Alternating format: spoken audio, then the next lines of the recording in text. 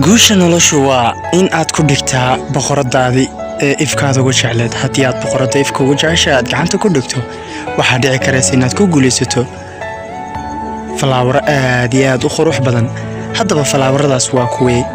haddaba falaawarka bini'aadanku waa ubaxa ciyaalka ah ama markii ay ku dhasho xaaskaagii aad ifka u jeceshahay.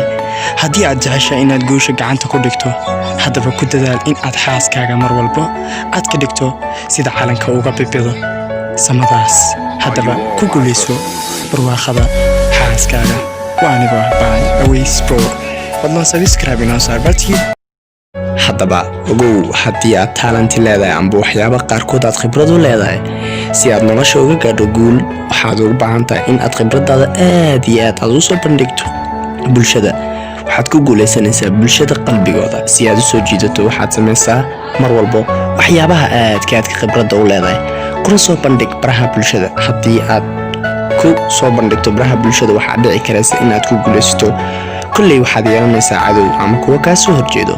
fadlan si aad ugu guulaysato waa inaad mar walba aad nafsadaada ku kalsoonaataa. aad istiraada alele guushan waa tii aad ku liibaani leh.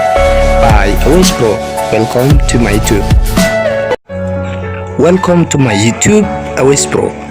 haddaba maanta waxaanu ka hadli doonaa saaxiibada iyo waxyaabaha aadka isugu jeceliin isugu qabtaan. saaxiibadu waa kuwa aad iyo aad isugu kalsoon. haddii aad leedahay saaxiibkaaga aadka ugu kalsoon tahay, fadlan isku day mar walba inaad saxdo ra'yiga aad keenayso. haddaba si aad guul uga gaadhaan nolosha, adiga iyo saaxiibkaagaba isku kalsoonaada mar walba. haddii aad isku kalsoonaan weydaan waxaa dhici karayso inaad ku kala tagtaan fikradiina. haddaba guusha si aad u gaartaan, haddaba iskaashada ayaan leeyahay mar walba. saaxiibadu waa kuwa aad iyo aad isugu kalsoon. waa anigoo Aways Pro. haddii aad ka cusub tahay fadlan subscribe inoo saar barta YouTube Aways Pro.